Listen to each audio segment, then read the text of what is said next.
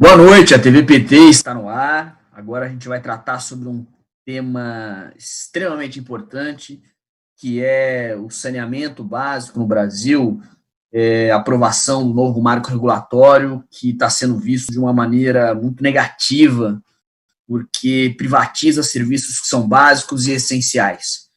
E essa discussão ela é muito importante porque a gente vive justamente uma epidemia de um vírus que depende muito de que as pessoas lavem as mãos, né, tenham uma série de medidas de higiene e, obviamente, dependem de abastecimento de água, algo que é muito escasso em muitas regiões do país, né, um problema que não poderia ser resolvido, que não tem como ser contornado por muitas pessoas, não tem água, quanto mais álcool em gel enfim. Só para você ter uma ideia, a epidemia matou até agora no Brasil 57.622 pessoas, de acordo com dados do Ministério da Saúde. O número total de infectados, segundo o Ministério da Saúde, é de 1.344.143 pessoas, mas a gente já sabe que esse número é subnotificado, a realidade é 7 vezes maior, provavelmente, de acordo com alguns pesquisadores. Bom, quem participa dessa conversa muito importante aqui comigo é o deputado federal pela Bahia, Afonso Florense, que também já foi ministro do Desenvolvimento Agrário no primeiro governo Dilma. Também está aqui a Francisca Dalgisa da Silva, que é presidenta da Associação dos Profissionais Universitários da Sabesp.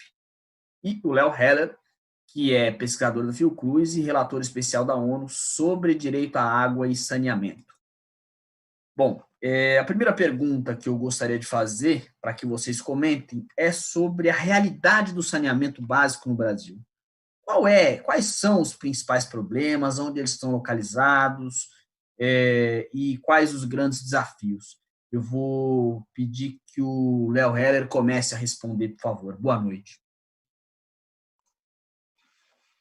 Boa noite, é um prazer estar aqui nesse debate. Esse é um momento muito importante, né? Nós estamos vivendo o rescaldo da aprovação pelo Senado, após já ter sido aprovado pela Câmara, desse projeto de lei que está agora aguardando a sanção presidencial. Pode haver uma outra surpresa, um outro veto, mas devemos considerar que a realidade do saneamento hoje vai se reger por essa nova lei, essa nova mudança do marco regulatório. Os defensores, os promotores desse marco regulatório sempre se pautaram por traçar um quadro, né, exatamente essa sua pergunta, da situação do saneamento no país, né? Então, muitos números circularam, não são números incorretos, né? De fato, há uma carência muito grande de saneamento. Em água, fala-se em quase 40% da população sem um acesso adequado à água, em padrões necessários, mais ou menos a metade da população sem acesso a esgotamento sanitário, 40% da população sem acesso a coleta de resíduos sólidos de forma adequada, disposição de resíduos sólidos.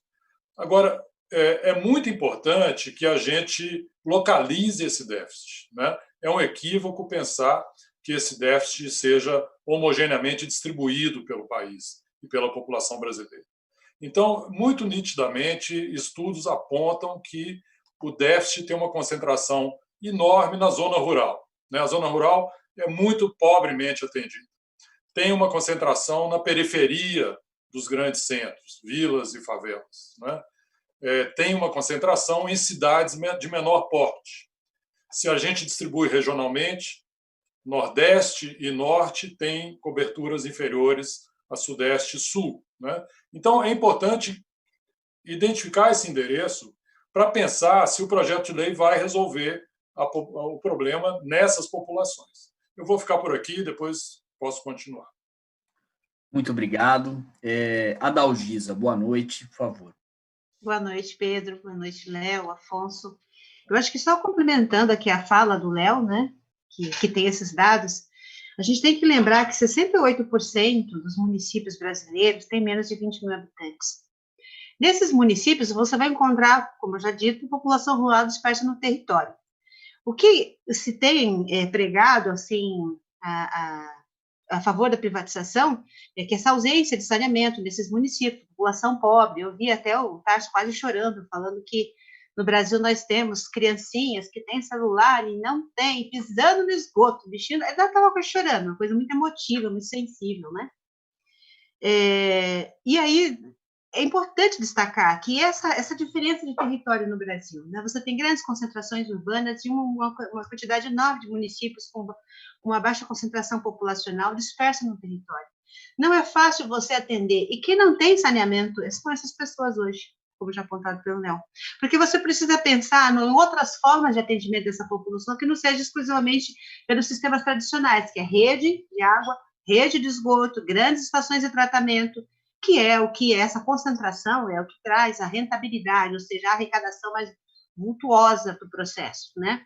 Esses municípios é de difícil acesso, muitos, e acho que o Afonso tem essa experiência na região, na Bahia, você às vezes precisa caminhar com adutores de água bruta por longa quilometragem, né, para você chegar nesses municípios e achar formas de distribuição. O Ceará tem experiências ótimas com isso, em função dessa dispersão de população no território e que não é de fácil atendimento. Você acreditar que o projeto de lei que foi aprovado vai dar conta desta população que hoje já sofre pelas dificuldades de acesso que elas vivem, já tem uma história. Coisa que é importante a gente destacar, né, que apesar, é bem contraditório isso, porque o governo militar, né, que foi ali o Planasa, que inicialmente criou as estatais para melhorar, para dar um up, né, na situação do saneamento no país, que estava em total atraso até a década de 70, né, e assim, eles focaram num modelo único, que seria as estatais, dando prioridade para que os estados integrassem as suas companhias de saneamento e, a partir daí, criassem grandes empresas que pudessem, que facilitassem o processo de expansão. E, naquele momento, a discussão era água, porque você tinha um momento do desenvolvimento do país em que indústrias que começavam a migrar, era um processo de desenvolvimento industrial e econômico, né? E neste mesmo momento em que você tem toda essa injeção, esse planejamento e essa expansão do setor de saneamento no país, né? Você já aconteceu nesse momento uma desigualdade, porque a região sudeste ela ficou com 62% dos recursos ao longo do período que perdurou o Planasa. A região sudeste foi beneficiada em detrimento da região norte e nordeste, que hoje são as regiões que sofrem ainda com região sudeste cresceu bastante, Sabesp, você vai ali, Rio de Janeiro tem suas questões, aí você vai aqui no estado do Espírito Santo, né? Então você percebe que teve uma melhoria na região sul e sudeste em detrimento dos demais estados. Então, nasce com desigualdade todo esse processo. Aí eu vou deixar aqui um pouco para o nosso amigo Afonso, que conhece bem a região do Nordeste, que pode trazer para a gente esse cenário. Boa noite, Afonso Florencio. Por favor. O microfone do senhor está fechado, sabe? Agora boa sim. Noite, Pedro. Agradecer o convite, dar uma boa noite carinhoso à Dalgisa, reencontrá-la depois de muitas oportunidades na Câmara dos Deputados com a mobilização social contra a MP 844, MP 868 e agora o 4162. Em seu nome, Adalgisa, saudar todas as entidades, movimento dos trabalhadores das empresas de saneamento, saudar Léo Heller e também o seu trabalho. Pedro, o que eu posso dizer depois das duas intervenções, com as quais eu concordo inteiramente, para complementar, digamos assim, esse diagnóstico de carência, de déficit na cobertura da oferta de água tratada e coleta de esgotos, ele teve, além do período muito bem destacado por Adalgisa, de investimentos durante o Planasa, que nós temos que reconhecer que existiu mesmo durante o regime militar, e ali investimentos oriundos do sistema financeiro da habitação, do BNH, e se encerrou em 86. Além desse período, somente durante o período do PAC, o Programa de Aceleração do Crescimento, ali entre aproximadamente 2010 e 2015, 2016, tivemos recursos públicos. E, de fato, quero aproveitar, Léo, se me permite, adendar que, além de ter sido ministro de Desenvolvimento Agrário, acho que para o que convém aqui o nosso diálogo, eu fui secretário estadual de Desenvolvimento Urbano no primeiro governo Jacques Wagner. Fui presidente do Conselho de Administração da Empresa Estadual de Saneamento, a Embasa, presidente da Assembleia, do Conselho Fiscal, e tive como presidente da Embasa, o que me honra, eu aprendi muito, o companheiro tinha sido até 31 de dezembro de 2006, tinha sido secretário nacional de saneamento, Abelardo Oliveira, que coordenou nacionalmente a elaboração da lei de saneamento, da lei 11.445, sancionada em 2007. Quando o presidente Lula sancionou a lei, Abelardo já era presidente da empresa estadual. E nós tivemos um conjunto de investimentos de quase 10 bilhões durante o período que eu estive secretário, 3 anos. Eu fui eleito deputado federal em 2010, fiquei de 2007 a 2010. 2011 eu virei ministro de Desenvolvimento Agrário. O que é que falta no Brasil? De investimento público. A Lei 4162 não traz, Pedro, nenhuma forma nova de presença do setor privado. Essa dicotomia do debate entre público e privado não serve aos que defendem o saneamento como um serviço público, porque não há essa dicotomia. Na Sabesp, há investimentos privados. A Sabesp tem o controle acionário público, mas ela tem ações vendidas na Bolsa de Nova York. E não é isso que ocasiona, não é uma alteração da presença de uma empresa só pública para uma empresa com percentual privado, que a Sabesp já é assim hoje e outras são assim. A lei foi aprovada, Adalgisa, com os seus defensores, Léo, falando no Senado que ela precisava ser aprovada por causa da pandemia e que seriam investidos 700 bilhões para garantir água tratada para a população. Isso é falacioso, porque não haverá esse tempo hábil de investimento. Podemos discutir depois, Pedro, sobre se haverá investimentos privados para o setor de saneamento. Portanto, posso dizer, óbvio, é fato, há um déficit de cobertura de água tratada em coleta e tratamento de esgotos. Esse de periferias, zonas rurais e o semiárido, que Léo e Adalgisa destacaram, é fato. Para complementar das falas, então, destacar que houve o PAC, além do Planasa, e que, com o fim do PAC, por causa da emenda constitucional 95, que é do teto do gasto, houve um desinvestimento. E, por isso, então, esse déficit que estava caindo durante o período do PAC volta a crescer, Pedro. Obrigado, deputado. Bom, vamos aqui para acho que a questão principal, né, que é tratar do PL 4162, o novo marco regulatório, que foi proposto pelo governo, relatado pelo senador Tasso Gereissati, que era um defensor já há muito tempo da privatização desses serviços, né? E está aí, está feito o estrago. Eu queria ouvir a opinião de vocês sobre o PL, os pontos, os falhos e também se há algum tipo de, ponto positivo nele. Começando pelo Léo Herder.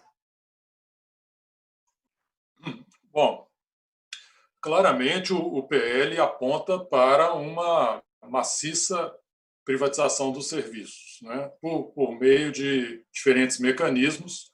O mais importante deles, né, para a promoção dessa privatização é abolir os chamados contratos de programa, né? Então, até então, o município poderia firmar um contrato de programa com uma companhia estadual sem a necessidade de licitação, né? Isso se enquadra em uma lei 11.107, que define a cooperação interfederativa, né?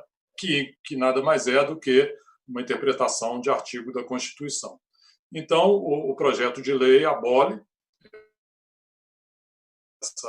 e diz que qualquer delegação de serviços deve se dar por meio de licitação. Há, inclusive, vários questionamentos sobre a legalidade, a constitucionalidade desse dispositivo da lei. Na verdade, não só nesse, né? A lei tem vários e vários pontos polêmicos, né? que possivelmente vai gerar uma avalanche de ações arguindo a constitucionalidade.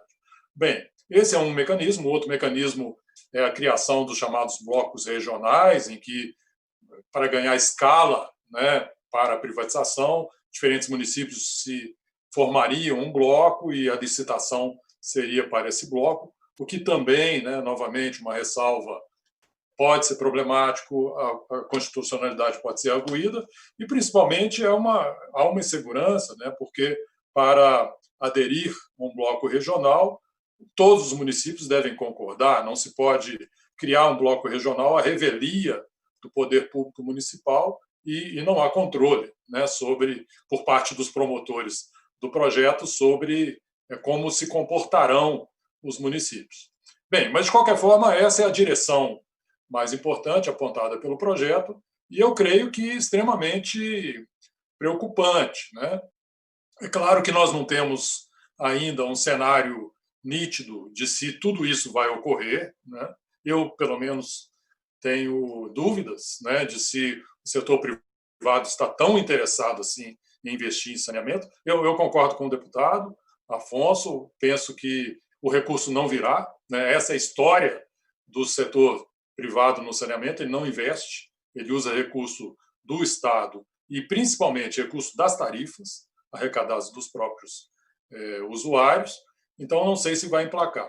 Mas a direção é essa, a direção apontada é essa, a motivação é essa, o discurso, a narrativa é que o Estado está quebrado, não temos recursos para investir, temos que chamar a iniciativa privada. Quais são eu já estou tornando isso melhor. Eu penso que há, sim, vários riscos. Eu, nesse momento, como relator das Nações Unidas, estou justamente elaborando um relatório sobre a privatização do saneamento e os riscos sobre os direitos humanos ao saneamento, né? Eu apoio esse relatório em 3 premissas, né? Eu vou introduzir isso, depois, se for o caso, a gente desenvolve mais, né? Por que os riscos existem? Porque existem 3 fatores que levam a esse risco. O primeiro deles é o que se chama do imperativo da maximização de lucros, né? A iniciativa privada tem no seu DNA a tentativa de sempre levar o lucro ao limite que ela consegue, né? Maximizar lucro pode significar 2 coisas. Pode significar minimizar investimento ou maximizar receita, né? O segundo pilar é o pilar de que saneamento é um monopólio natural. Isso traz muitas e muitas implicações e diferenciações em relação a outros setores. O Fernando Haddad escreveu recentemente um artigo em que ele do ProUni, né, para dizer que é possível fazer parcerias público-privada, é muito diferente, né? Pensar no saneamento, que é um monopólio, prestador único, e as universidades particulares. E o terceiro pilar é a simetria de poder, que é muito importante. Em geral, você tem governos municipais frágeis dialogando, às vezes, com multinacionais, né? Nesse diálogo. Então, fragiliza muito o diálogo. Então, em resumo, esses 3 fatores, cada um deles é problemático, os 3 combinados, né, formam um caldo, né, cultural que leva a muitos riscos de violação de direitos humanos. Muito obrigado, Léo. Francisca, por favor. Você precisa abrir seu microfone.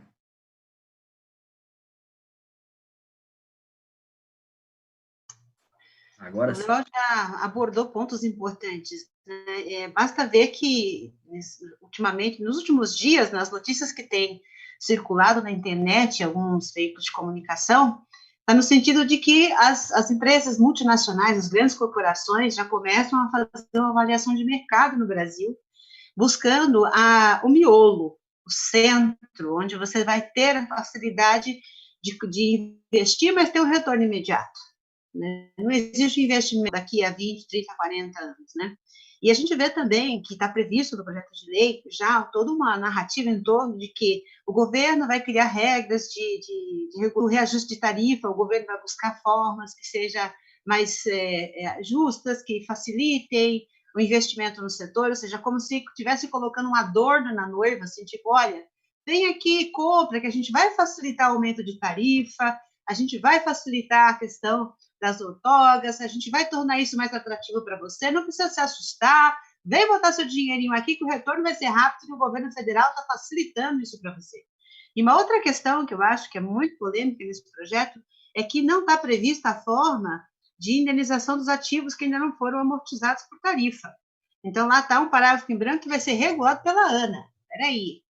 Então, o município, que segundo o projeto de lei, se não sofrer aí os vetos que foram prometidos pelo presidente, ele vai poder privatizar o município sem a autorização do prefeito. Vamos pensar bem, o Estado vai vender os ativos do município sem a autorização do prefeito. Como funciona isso? E se o prefeito quiser? E ainda vai definir, para facilitar esse processo, para se tornar mais atraente, como se dará o processo? Porque se o município não quiser ser privatizado, se manifestar contrário e falar, estou indo embora, eles estão buscando formas desses ativos não remunerados por tarifa serem mais palatáveis, ou seja, aquela empresa privada que comprar dá um jeito de que ela não tenha que indenizar as empresas estaduais da forma devida. Né? Então, eu entendo quando esses mecanismos são postos às claras em jornais dizendo que o governo está buscando consultoria que vai facilitar e que vai regular, e que isso é uma forma de tornar isso atraente, sabe? Aquela coisa, essa aí é a cinta liga da noiva, né? Vai ser fácil a gente conseguir, é bonito, vocês vão ter retorno imediato, venham para o Brasil comprar, e aí você já vê o movimento de grandes corporações querendo investir. Porque a narrativa que se utilizou dos 700 bilhões, né? 700 bilhões para atender a população, 700 bilhões, tá? Assim, tá, esse número está atualizado, né? A gente tem, não dá para ser assertivo 100% que é isso, é mais ou menos, né? Mas quem vai investir nos municípios pobres? E a gente tem que considerar um fator ainda importante. Saneamento tem que vir atrelado com moradia. Tem outras políticas públicas a serem discutidas, que não vai se resolver com esse projeto de lei. Esse projeto de lei não vai resolver a carência de moradias no Brasil. Como é que você saneia, você vai levar saneamento básico para as periferias, para as favelas, as grandes periferias, se você não tiver uma proposta efetiva de moradia para essas populações? Porque lá eles estão em costa de morro, eles estão em fundo de vale, estão em áreas precárias, estão sobre rios, córregos. Você não vai conseguir pôr saneamento lá, porque às vezes é área de litígio, é área de risco, que você não consegue atender. A legislação ambiental não permite, se é área de risco você não pode, você só pode atender uma fatia maciça dessa população que não tem saneamento hoje, dadas as condições de moradia, se você der condições de moradia. E esse projeto de lei não vai resolver. E tem outras mazelas que foram embutidas aqui, como a criação do mercado produtor de água, que é a transferência da ortoga. Por exemplo, eu tenho a ortoga, vamos citar o Sistema Cantareira aqui de São Paulo. O Sistema Cantareira a Sabesp tem a ortoga do sistema. Se eu privatizar, automaticamente a ortoga passa para o ente privado. E você cria aí aquela figura do produtor de água que não está sujeito à regulação da ANA. Como é que funciona? Eu li, reli, procurei entender como é que funciona isso. O que eu quero dizer com isso? Eu posso daí tirar várias impressões, várias suposições. Então, quer dizer que eu posso pegar uma ortoga de 27 mil metros cúbicos por segundo, levar 20 para a população e engarrafar 7 metros cúbicos para um percentual disso para eu vender na França, nos Estados Unidos? Eu posso fazer? Como é que está? Isso não está claro, não está definido e ficou aí para se definir pela nova agência reguladora, que é a ANA. Então, tem algumas coisas embutidas aqui, tem coisas que não estão claras, para os municípios, principalmente para os municípios, para a população, porque ele foi aprovado com a promessa de que vai ser a tábua de salvação da população brasileira, quando a gente sabe que não vai. Ele está atendendo só os interesses de grandes corporações. A Sabesp, que é o grande filão, com a terceira maior arrecadação empresa de saneamento do mundo, é a Sabesp, uma empresa pública, como citou o Afonso, a terceira maior, que repassa dividendos para o governo do Estado a um custo zero, quer dizer, porque o maior acionista é o governo do Estado de São Paulo, né? Então, tem todo o interesse de se comprar uma Sabesp. E aí eu ouvi isso de políticos dizendo que bom que deixou um prazo para os municípios assinarem contratos com com as empresas estaduais. Porque passado o período de assinatura dos contratos, que está previsto no projeto de lei, que tem período de 2 anos para os municípios, para as estatais renovarem contratos. Isso é bom, porque aumenta os ativos das estatais, para que elas sejam privatizadas depois. Olha isso! E aí eu estou vendo empresas estaduais de saneamento correndo para assinar contrato, pensando que, puxa vida, né? Eu vou atender a população? Não. O que está por trás disso é, faça o máximo de contratos possível, torne a sua empresa estadual altamente atraente para ser privatizada depois de 2022, quando ela tiver um bloco maior de ativos para ser privatizado. Então, você vê que tem muita pegadinha, que a gente só lê assim, na leitura fria da lei, né? Você olha a lei, e se a gente não entra num debate com pessoas realmente especialistas do assunto, que têm um entendimento mais aprofundado, você quase cai. Você fica naquela assim, estou quase caindo nessa armadilha, mas debata que você vai descobrir que é um grande, mas é um grande equívoco esse projeto de lei. Aí eu passo para o meu amigo Afonso. Obrigado, Francisca. Deputado Afonso Lourenço, por favor. O microfone do senhor está fechado. Desculpe. Obrigado. A sua pergunta teria muitas respostas. Léo e Adalgisa avançaram um pouco em algumas delas. Há muitos aspectos inconstitucionais e o que nós podemos garantir que será o resultado imediato após a ação será uma chuva de ações de inconstitucionalidade no Supremo. Entretanto, para o debate feito no Congresso e na opinião pública pelas empresas de comunicação, a imprensa corporativa e até em decorrência do pronunciamento de algumas personalidades, até da esquerda, eventualmente até do PT, entendeu, Léo? É importante dizer, eu quero insistir na tecla que eu toquei na minha primeira participação aqui nesse nosso diálogo, agora enfatizando por uma outra abordagem. O 4162, Pedro, e todos que nos seguem, assistem, 4162, no artigo 5º, altera a Lei Federal 11.445, a Lei de Saneamento, no artigo 10º. Sabem para quê? Para proibir, Léo já destacou, a Adalgisa também, mas eu quero enfatizar, proibir o uso do contrato de programa para água e esgoto. Nós estamos falando aqui de água e esgoto. Saneamento em geral, mas o foco do dinheiro é a Sabesp, é a Embasa, a Sanepar. E no seu artigo 6º, ele altera o artigo 13 da Lei 13.529 de 17. Sabem qual é a Lei 13.529 de 17?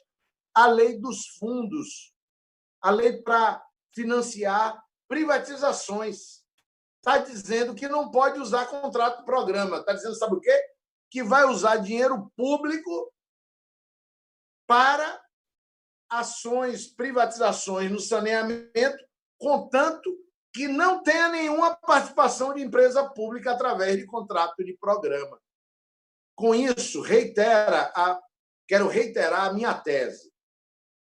Quem diz que o projeto é bom, que dá para conviver com o setor privado através de mecanismos como esse, não conhece o projeto. Quando eu vejo uma personalidade que eu respeito dizendo isso, eu lamento, quase que fico com pena da pessoa dizer uma bobagem de tal ordem. Pedro, a Constituição brasileira, no seu artigo 241, regula, estabelece, funda a gestão associada. E depois da Lei 11.107, a Lei de Concessões, nós temos, e da Lei 11.445, nós temos a gestão associada regulada para o setor de água e esgoto, a prestação de serviços. O que a lei, o PL 4162, faz? Hoje, Pedro, todas e todos que nos assistem, tem empresa com capital aberto, a Sabesp é um exemplo, tem município que contratou empresa privada para operar, Manaus é um exemplo, tem empresas que fazem uma venda em bolsa, é o caso da Sabesp, o capital é aberto, mas o controle acionário é do povo. Mas tem, por exemplo, a possibilidade de transferência do controle acionário da Sabesp existe hoje por lei. Só que a Dalgisa pegou o ponto nevrálgico. Como a Constituição diz que a titularidade é municipal, e Léo desenvolveu essa abordagem, o que eles fizeram? Eles permitem Primeiro, eles extinguem o contrato de programa. Então, não vai ter participação de empresa pública. Depois, para dizer que os municípios deficitários, ou seja, que não têm retorno à operação do sistema, não ficarão abandonados, eles atribuem ao poder público estadual criar blocos. Mas, se o titular é o município, a participação do município em algum bloco ou em algum consórcio público tem que ser votada na Câmara de Vereadores, que é o poder legislativo, para delegar a prestação do serviço. Então, esse ponto também será judicializado. Então, o que esse PL é? Desculpem a expressão que parece chula, mas é a mais eufêmica. Nós poderíamos usar expressões mais pesadas. Eu acho que essa é a mais... É o eufemismo. É rapinagem do direito do povo brasileiro a ter acesso à água tratada e à coleta e tratamento de esgoto. Sabem o que vai acontecer com a Sabesp? Ela vai ter depreciação de ativos, porque os contratos de programa dela estarão com um horizonte de tempo útil, não é? E não poderá haver renovação. Por algum tempo, ela terá contrato de programa e não haverá mais contrato de programa. Porque ela não é dona da água, ela é prestadora do serviço. Ela trata a água é produzida pela natureza, ela trata e distribui a água. E olhem que é a Sabesp, hein? A potência que é a Sabesp. E Cantareira, quando colapsou, os investimentos, a ordem de grandeza de investimentos necessários para ter feito a dragagem de Cantareira era mais ou menos a ordem de grandeza dos recursos distribuídos como lucro e dividendo dos acionistas. E eu não estou dizendo que estava errado. O que eu estou dizendo é que esse PL é muito pior. Não estou nem entrando no mérito, porque já está lá. Nós podemos dizer, poxa, por que o litoral norte de São Paulo não tem 100% de coleta e tratamento de esgoto, se a Sabesp distribui valores tão expressivos a seus acionistas, se a Sabesp paga a cessão onerosa ao município de São Paulo? Então, a Sabesp tem dinheiro, mas não universaliza. Agora, imaginem isso, essa empresa na mão de uma outra empresa privada que só busca o lucro. Eu fico impressionado, sabe, Adalgisa? Como é que trabalhadores e trabalhadoras da Sabesp... Eu sou um embasiano. Eu fui diretor-presidente da Embasa. Eu digo brincando, é um elogio, viu? É um autoelogio. Eu entrei no esgoto, não quero mais sair. Eu fico impressionado como é que sabespianos votam a favor de uma lei desse tipo. Tem deputado federal que é votado na Sabesp e fica a favor da rapinagem do direito do povo paulistano e paulista a água tratada e coleta de esgoto, que será extinta com a sanção dessa lei. Infelizmente, vai criar uma insegurança jurídica. Não precisava ter essa lei. Sabe o que é que precisava, Pedro? A flexibilização da Emenda Constitucional 95 para permitir investimento público em água e esgoto, inclusive com PPP, inclusive onde o município privatizou aí, o prefeito privatizou a prestação do serviço, ele vai prestar conta para o eleitorado dele, o titular é o município.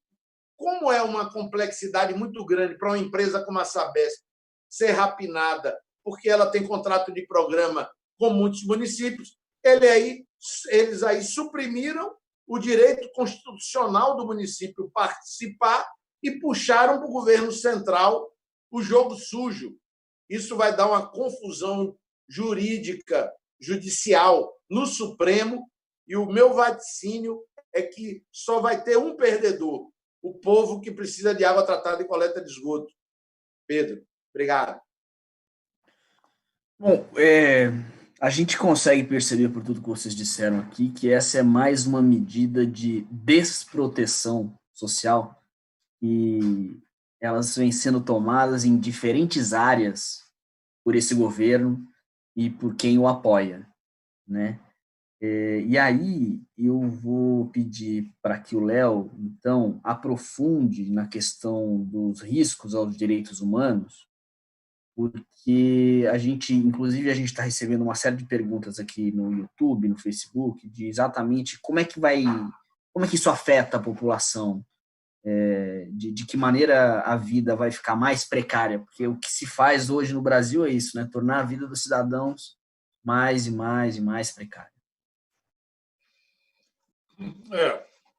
Bom, eu acho que é uma pergunta interessante. A gente pode pensar, em tese, né, como que essa violação pode ocorrer, mas não necessariamente na prática ocorrerá, né?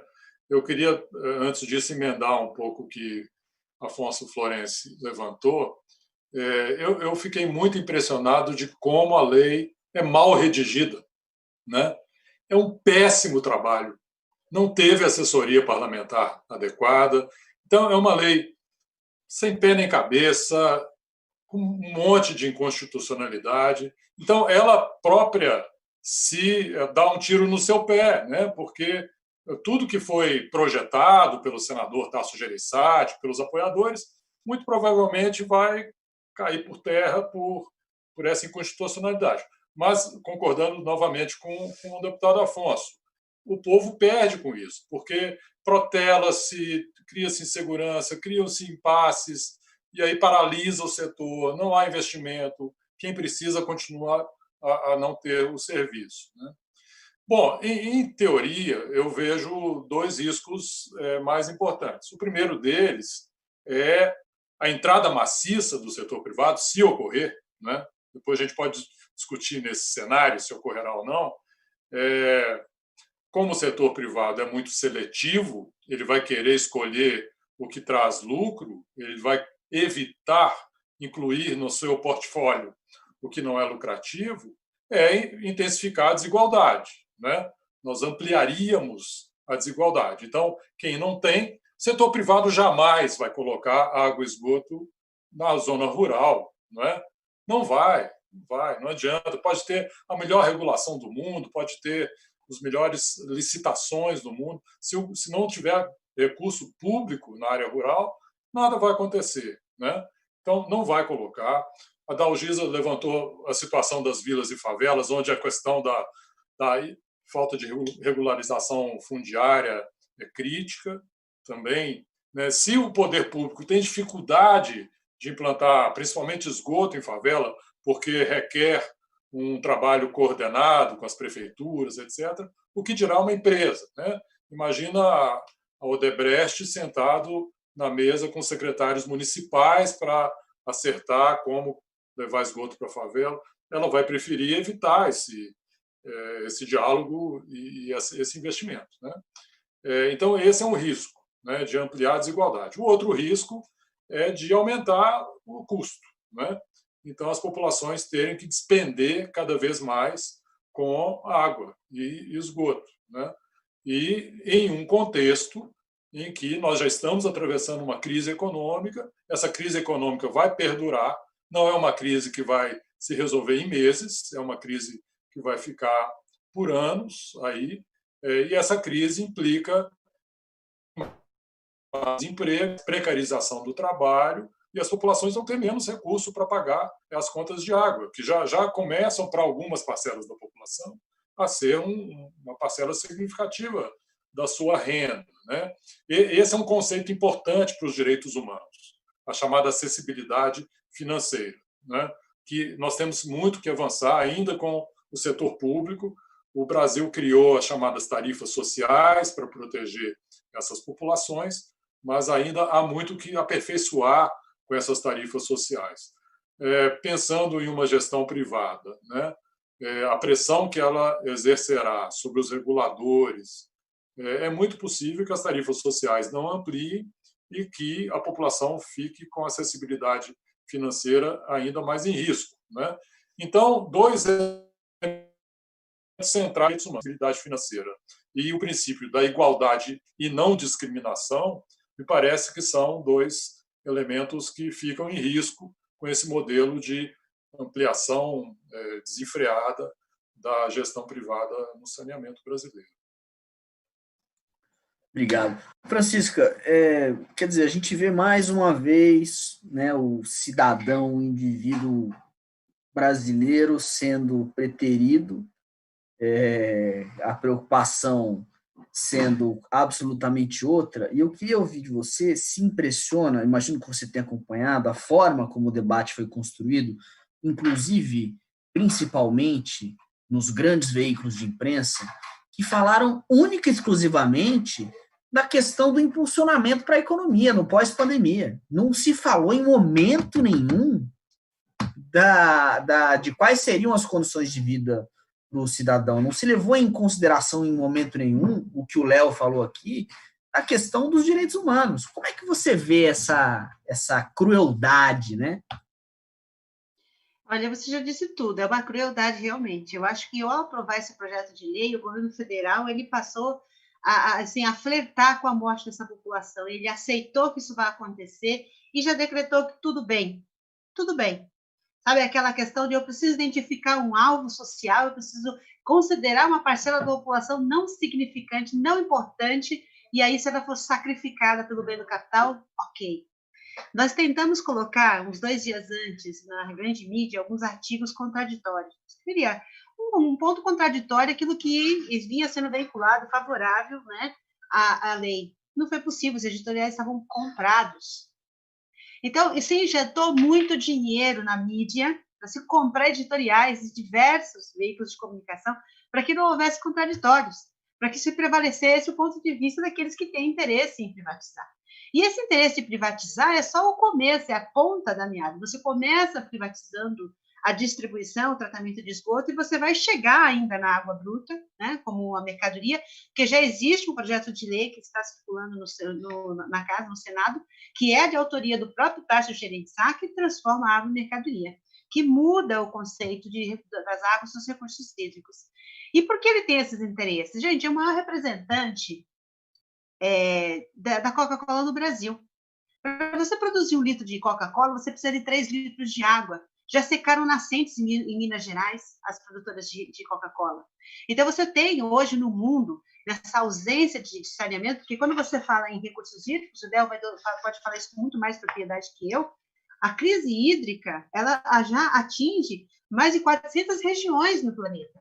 Você já tem cerca aí de 17 nações que estão classificadas como extremamente carentes de água. Então, você tem uma necessidade dessas grandes corporações estenderem seus tentáculos aonde eles entendem que são regiões frágeis ainda, mas que são ricas de recursos para exploração. Você vê todo esse movimento que houve na América Latina, Chile, Argentina, Bolívia, nós temos vários casos que podem ser contados de levantes populares contra o processo de privatização dos recursos hídricos, das suas águas. E o Brasil não vai ser diferente. A prevalecer, e eu faço votos que caia a consciência da população brasileira, porque a prevalecer esse modelo de governo que nós temos e esse enfraquecimento das instituições públicas, né, onde você não tem mais segurança jurídica, onde você joga, você rasga toda ou qualquer segurança da população. E a prevalecer esse modelo de gestão, a população brasileira está fadada a uma boa parcela a sofrer mais ainda a discriminação. Aí a gente vai entrar numa série de outras violências, violência contra a mulher, porque quando não tem água de fácil acesso, quem sofre mais são as mulheres, por terem que se deslocar por longas distâncias para pegar água para trazer para suas famílias. Quem fica sem água, né, e que geralmente vai sofrer com a escassez, é a população preta, 50% da população brasileira, que são as mais pobres em função de todo o histórico. Você tem que analisar o Brasil historicamente para entender por que essa população é mais pobre, e não só fazer o julgamento prévio. Né? Essa população vai sofrer. Então, você vai estar ampliando o racismo, ampliando a violência nas periferias, nas comunidades, ampliando a violência contra as mulheres, e uma série de outros direitos vão ser violados. Então, não é só quando a gente olha recursos hídricos, olha a água e fala, não, é a água na torneira. Não, você está olhando uma série de outros direitos, de qualidade de vida, de acesso à produção de alimentos, inclusive, que é o que acontecia com o Chile, e que tentaram fazer na Bolívia, em Cochabamba, em que a população tinha que pagar pela água do poço artesiano que ela perfurava, ou a água que ela coletava no rio. Se nós não tivermos atentos a esse processo, isso vai chegar no Brasil, sim. Que isso, para mim, é só a primeira porta. Aquilo que o Salles disse naquela reunião ministerial, que realmente deixou claro qual é o perfil deste país, quem está no governo hoje, dando as cartas, quando ele disse passar boiada, ele passou o primeiro boi, ele está gordinho, mas tem mais uns 3 bois para passar aí. E se a gente deixar a porteira aberta e esses bois passarem, eles vão dar cria no pasto. E quem vai sofrer os danos depois vai ser a população. E essa questão dos recursos hídricos se amarra em outros fatores, como a gente está assistindo aí, o desmatamento da floresta amazônica a olhos vistos, uma agressão à população brasileira, uma agressão à população mundial, grupos que se apoderam do poder assim, para legislar em causa própria e para tirar proveito por uma geração. É uma geração que vai enriquecer com esse desmatamento. As próximas gerações que vão sofrer com escassez, porque se desmata a Amazônia, você acha que não afeta São Paulo? Afeta. Está tudo interligado. Mas existe toda uma política, a necropolítica. Eu já nem uso mais. Eu falo assim, nós temos assassinos no poder, que estão loucos pelo sangue, e sangue da população mais pobre, e justifica todo tipo de atrocidade, apontando e dizendo que são os pobres, são os pretos, que não querem trabalhar e que não são eficientes, só que todos os dias suprimem os direitos dessa população. Todos os dias somos massacrados. E aí você vê com uma retórica conciliadora por cima, com todos... Eu presenciei o Afonso, e eu acompanhei esses 2 anos de batalha no Congresso. A gente ia para Brasília pelo menos uma vez por mês, 2 vezes por mês, para acompanhar o andamento, desde a primeira proposta, que foi o projeto de lei 814, o 844, depois o 818, e assim foi. A gente foi lá brigando, né? E aí você vê certos parlamentares, quando diz que a criança está no esgoto, e tem um celular na mão, mas está com o pezinho de esgoto. Ele tem que lembrar que aquele celular é pai de santo, e que quando a família compra, ele já vem um pacotinho de dados com WhatsApp, assim, que ele compra para conseguir trabalho, compra para conseguir empregado doméstico, pedreiro, serviço, e que o usa porque tem o news também. Então, você vê uma série de retóricas e discursos que foram utilizados ao longo desses 2 anos. A política, o deputado estava lá, a gente acompanhou como tantos outros, que brigou, que a gente... Olha, eu falei que eu aprendi muito, Afonso, né? Em termos de debate, de paralisar a sessão, de criar causa, de impedir, de tentar impedir que o processo fosse para o Afonso, do Glauber, da Alice Portugal, de uma galera toda ali que estava assim, empenhadíssima em defender a população brasileira. E fiquei absolutamente triste de ver parceiros nossos de São Paulo, sabe, dentro da Sabesp, dizendo que estavam votando contra, mas lá no governo, lá no Congresso, votando a favor. Muito triste ver a população paulista, e é uma referência internacional em termos de qualidade de serviço. Então, assim, todo esse processo me trouxe muita luz, que a única forma que nós temos é educando a população para que ela compreenda, que essa população possa compreender nenhuma perpetuar, deixar que tenha continuidade. É isso. Obrigado, Francisca. Deputado Afonso Florencio, a gente tem aqui, nesse caso, um exemplo claro da divisão social no Brasil e como ela é cruel, né? Porque, na verdade, está sendo uma grande parcela da população está sendo roubada e ninguém está contando para eles que isso está acontecendo.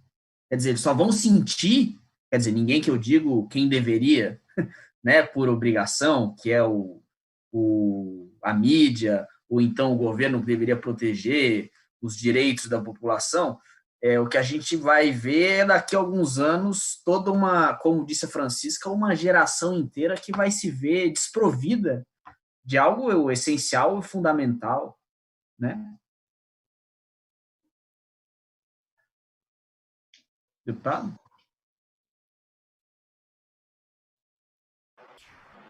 Exatamente, Pedro. O Léo e a Dalgisa tocaram no tema do acesso ao serviço público de água e as populações excluídas desse acesso e no tema da tarifa. E quando você diz as pessoas estão sendo roubadas, estão tendo seu direito roubado, o tema da tarifa é importante, é uma referência fundamental. Durante o debate no Senado, uma associação de empresas, o representante de uma associação de empresas prestadoras disse lá, deve estar gravado na audiência, que ele achava que modicidade tarifária, Léo, não deveria ser uma referência básica para constar em lei como obrigatoriedade a ser cumprida por empresas privadas prestadoras de serviço de saneamento. Modicidade tarifária é uma obrigatoriedade para as empresas públicas e tem que ser mais ainda para as empresas privadas. Eu vivi uma experiência muito enriquecedora como secretário de Desenvolvimento Urbano da Bahia, após criarmos o Conselho Estadual das Cidades, a Câmara Técnica de Saneamento composta por homens e mulheres dos movimentos sociais. A lei federal dizia, na hipótese, controle social, obrigatória a presença da entidade de regulação de proteção do consumidor, PROCON, e das empresas. O que a Bahia fez? Criamos, na época que eu fui secretário, o Comitê Estadual de Regulação do Saneamento, criamos uma instância colegiada, a Câmara de Saneamento do Conselho das Cidades, com a participação do PROCON e das empresas prestadoras. Elaboramos uma proposta de subtributação do social, da tarifa social, com ampliação de rede, inclusive na zona rural, com a construção de adutoras, como a adutora de Xiquirecê, como a adutora de Pedras Altas, com recursos próprios da empresa e sobre a tributação, sobre tarifação, porque é a tarifa, dos grandes consumidores industriais. Eu tinha que viajar com o governador Jacques Wagner e eu que sempre presidia as reuniões do Conselho das Cidades, passei a presidência a um representante do movimento de luta pela moradia, chamado Idelmário Proença. E quando provamos a reestruturação tarifária, que é diferente de reajuste, porque o reajuste apenas repõe a inflação do período, nós sobretarifamos os grandes, os ricos, e subtarifamos os pobres, a classe média baixa, na periferia, na zona rural. E passou por consenso. E a imprensa, setores criticando, dizendo que a empresa quebraria. E houve incremento de arrecadação da empresa. E eu não vou dizer que não há inadimplência, mas ainda agora no período de pandemia. Mas a Lula dizia muito isso, sabe, Pedro? A pessoa simples paga sua dívida, pega a inadimplência das linhas de crédito, da microempresa, da agricultura familiar, do microempreendedor individual, do crédito urbano rural de pequeno porte, é pequena. E nós ali tivemos um caso de sucesso. E a empresa baiana ampliou a oferta na zona rural, na zona urbana, em Salvador, quase universalizou. Claro, a cidade está crescendo e não tem mais o PAC. Por que eu estou dizendo isso? Porque o investimento na rede física tem que ser subsidiado. E prova disso é que, na 4162, eles já vedam, alteram a lei dos fundos, a lei das privatizações, a lei 13.529, para dizer que não pode ter empresa pública, ou seja, não pode ter PPP, por exemplo, porque PPP tem que ter empresa pública, tem que ser dinheiro público na veia das empresas privadas. E pior, para caracterizar o que eu chamo de rapinagem, que eu estava chamando de rapinagem não no sentido de roubo. Inclusive, na comissão especial, teve um deputado da base Bolsonaro que se ofendeu porque eu chamei de rapinagem, pediu para retirar dos anais e eu fiz questão de manter. É rapinagem, mas é roubo também. Porque imagina, se uma empresa como a Sabesp vai ter depreciação de mercado, agora é hora de vender esses ativos que são do povo paulista e transferir o controle acionário dessa empresa, vai ter perda. Então, esse governo que está aí, que se elegeu dizendo que está nu, todo mundo está vendo que é um governo que protege o miliciano, o povo agora quer saber cadê a mulher de Queiroz, o povo agora quer saber qual vai ser a delação de Queiroz. E esse presidente, o ministro da Educação, tem que sair corrido, fazendo uma fraude, e o presidente publica a exoneração retroativa depois ao uso do passaporte. Tudo isso é uma fichinha diante do que estão pretendendo fazer com a água, esgoto, com o direito do povo ao saneamento básico, com prestação pública. E eu digo isso, Léo, Adalgisa e Pedro e todas e todos que nos seguem, com a tranquilidade de alguém que assinou PPP.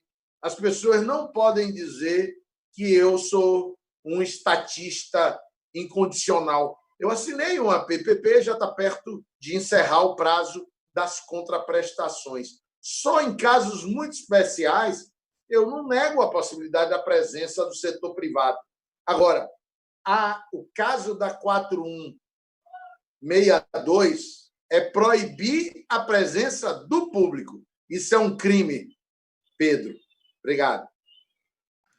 Obrigado, senhor deputado. Bom, vocês que nos assistem até aqui puderam perceber o quanto é lesivo esse PL, e eu sugiro reassistir e compartilhar, porque tem muita informação nas falas aqui dos nossos convidados que às vezes passam um pouquinho desapercebidas. Então, eu sugiro que compartilhem muito e que reassistam. Eu vou partir agora para as considerações finais. Claro, se o Léo e a Francisca quiserem complementar a fala do deputado Afonso, fiquem à vontade, mas eu pediria também que a gente, nessa fala final, se vocês pudessem falar um pouco para a gente, e agora? Qual é a luta possível? Porque ela é uma batalha jurídica, ela depende de quê? Então, começando por você, Léo, vamos lá. Bom, eu penso que aí é um exercício para os acadêmicos. Nós temos que começar a construir cenários, né, da pós-lei. Para fazer uma brincadeira, eu não tenho certeza se o senador Tasso Gereissati combinou com os russos, né? Porque não sei se essa lei vai colar, né? Se eu fosse o dono de uma empresa ou o gestor de um fundo de investimento, um fundo de pensão do Canadá, eu faria uma análise muito detalhada sobre o risco do negócio, né? Um negócio que é cercado por insegurança jurídica, um negócio que depende da capacidade da população em pagar tarifas em um momento de depressão econômica, não sei. Então, a vida real nem sempre segue o que o legislador desenha. Só para ficar num exemplo, o governador do meu estado, de Minas Gerais, né, que é super alinhado com o governo Bolsonaro, decidiu vender a Copasa, né? Mas está com uma dificuldade. Primeiro, porque tem que mudar a Constituição Mineira para vender a Copasa. A Constituição veda isso, o que sabemos que não é simples. Segundo, porque o contrato firmado entre a Copasa e Belo Horizonte reza que, se houver privatização da Copasa, o contrato caduca. E ninguém quer comprar uma Copasa sem Belo Horizonte. E o prefeito de Belo Horizonte já disse que, se vender a Copasa, Belo Horizonte está fora. Então, esse é um exemplo, né, pontual para dizer que não é simples essa privatização em massa, né? Você pergunta, Pedro, qual é agora a nossa tarefa? Eu participo do ONDAS, né, que é o Observatório Brasileiro para os Direitos à Água e Saneamento, e essa é uma discussão que vai começar lá. Eu penso que o ONDAS, por exemplo, como uma instituição progressista da sociedade civil, em primeiro lugar, deve orientar os prefeitos, deve fazer cartilhas em linguagem mais acessível para que os prefeitos tenham clareza do que é o significado de uma decisão de privatizar ou não. Acho que deve estimular as ações no Supremo, arguindo a constitucionalidade. Penso que deve orientar governadores também, né? Alguns governadores são convictamente ultraliberais, querem vender tudo e tal, outros não. Outros legitimamente têm que decidir com base em dados, com base em evidências. E acho também que a sociedade civil precisa dialogar com as empresas, precisa mostrar para as empresas quais são os riscos dos negócios. Eu acho que é legítimo que isso seja feito. Não dialogar diretamente, mas fazer análises, né, mostrando como inseguro que seria esse investimento, né? Então, acho que assim, muda agora. Era uma agenda de luta contra o PL, agora é uma nova agenda, uma agenda de impedir com que o PL se materialize de uma maneira muito ampla, né, e criando mais injustiça, mais violação de direitos humanos. Muito obrigado, Léo. Francisca, suas considerações finais.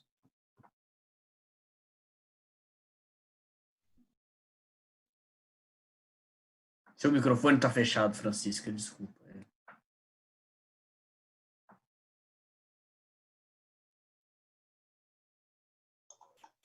A pessoa se empolga, vai falando, nem hora que se ligou.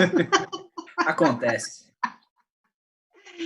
Então, eu acho que tem que ficar atento aos riscos que os municípios que não têm força política diante dos gigantismos das grandes corporações para negociar tarifa, para negociar condições.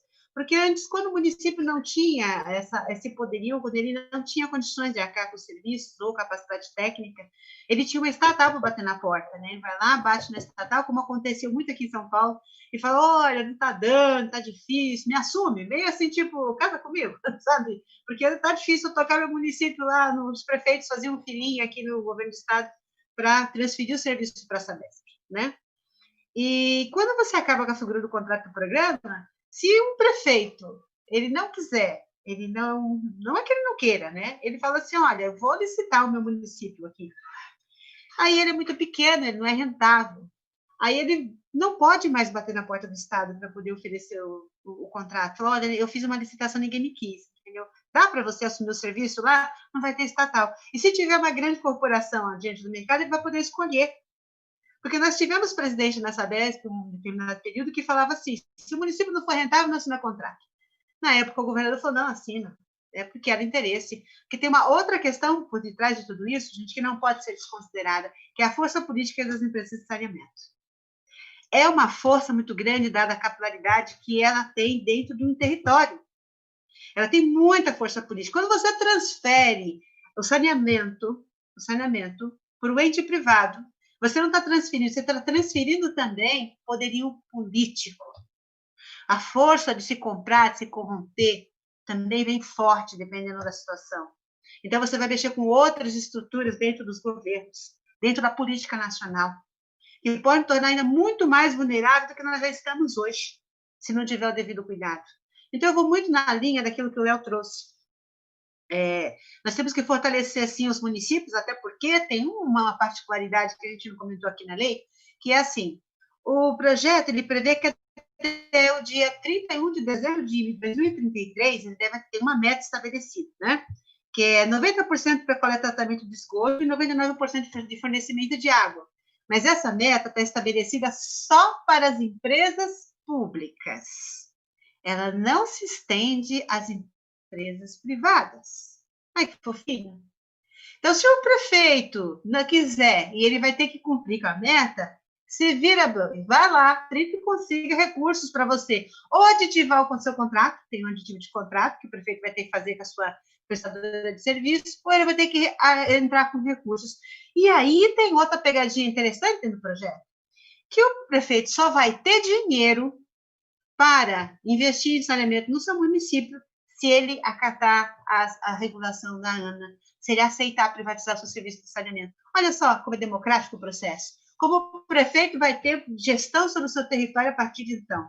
Ele não tem recursos para investir no setor de saneamento, e se ele tiver que privatizar, ele vai ter que aceitar, dependendo do porte do município, as condições dadas pelas grandes corporações.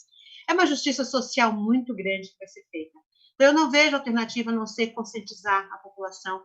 Acho que a forma da gente conseguir meio que barrar esse processo, ou mudar, talvez, não sei, eu acho que ele não pode ir adiante. Algum caminho a gente vai ter que encontrar, ele não pode seguir como está posto. É realmente que eles entendam como eles serão impactados dentro da sua casa, que eles perderam autonomia, que estão tirando a autonomia. E é importante que a gente saiba, neste momento político exatamente que nós estamos vivendo, a centralização de poder é perigosa. É extremamente perigosa. Não importa quem esteja sentado na cadeira do presidente, a centralização do poder é perigosa. E nós não podemos deixar que isso aconteça. Nós já estamos vivendo uma experiência que é danosa demais para a saúde psicológica, financeira e social desse país, para a gente permitir que isso continue e dê força para que isso continue nesse processo. Então, nós temos que conscientizar a população, mobilizar os prefeitos, buscar alternativa. Não por fato da lei ter sido aprovada, ela vai entrar em vigor, porque se a população se mobilizar, se os prefeitos se mobilizarem, eu duvido que o Dória consiga vender essa Sabesp. Nós temos 300 municípios, 100% de água fornecida, água coletada e água tratada. Quem vai dar essa condição de rei para um município desse tamanho, que às vezes tem 3 mil famílias? Não vai ter, gente. Os prefeitos têm que entender que eles serão os maiores prejudicados no processo. E se a gente conseguir conscientizar a população e os prefeitos, vai ser muito difícil levar esse projeto a cabo. Eu acho que esse é o caminho. Pedro. Muito obrigado, Francisca. Deputado Afonso Lourenço, suas considerações finais, por favor. Precisa abrir o microfone, por favor. Tentarei ser rápido, porque Léo e Adalgisa disseram tudo. Esse cenário próximo, eu diria, tem 4 elementos fundamentais. O primeiro é a judicialização da lei sancionada pelo presidente Bolsonaro. A lei que tem a cara de Bolsonaro, a cara de desmonte de um setor que precisava de investimento, mas que tinha um arranjo institucional sólido. Então, esse é o primeiro aspecto. O segundo aspecto será a luta de trabalhadores e trabalhadoras das empresas públicas que são saudáveis, que têm prestação de serviço público de qualidade, que têm saúde financeira, como a Sabesp, a Copasa, a Sanepar, a Embasa e outras, contra essa privatização nesse modelo previsto na 4162. Os sindicatos vão se levantar e eles têm um papel fundamental. Quero lembrar aqui, saudar a Federação Nacional dos Urbanitários, a grande mobilização feita, inclusive com ato de paralisação, dia de mobilização. Esse era o segundo aspecto. Terceiro, já foi dito também, os prefeitos têm que cair a ficha.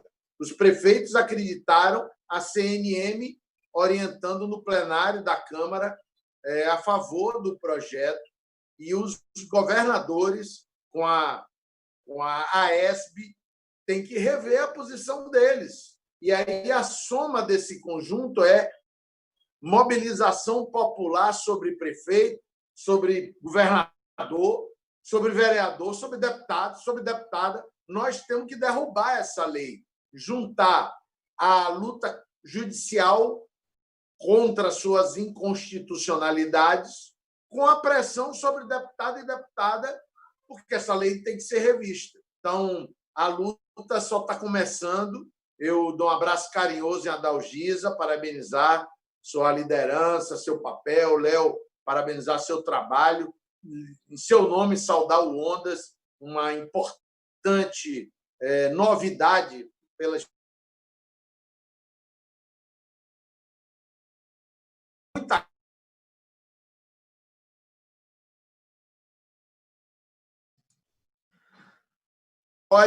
mas como prestação. E a você, Pedro, pelo convite. Muito obrigado a todas e todos que nos acompanharam. Isolamento social, pessoal, distanciamento social. O Covid mata. Só quem acha que não mata é o presidente Bolsonaro. Obrigado. Obrigado, senhor deputado. Bom, vocês que nos assistiram, tá aí, a luta depende de informação, então curtam o vídeo, compartilhem, se inscrevam no canal, apertem no sininho, porque o nosso papel aqui é tentar trazer informação que não está circulando na mídia, tentar fazer o debate que não é feito por aí. Muito obrigado, deputado Afonso Florencio, a Francisca Dalgisa, ao Léo. Agradeço muito a vocês, uma boa noite e até a próxima.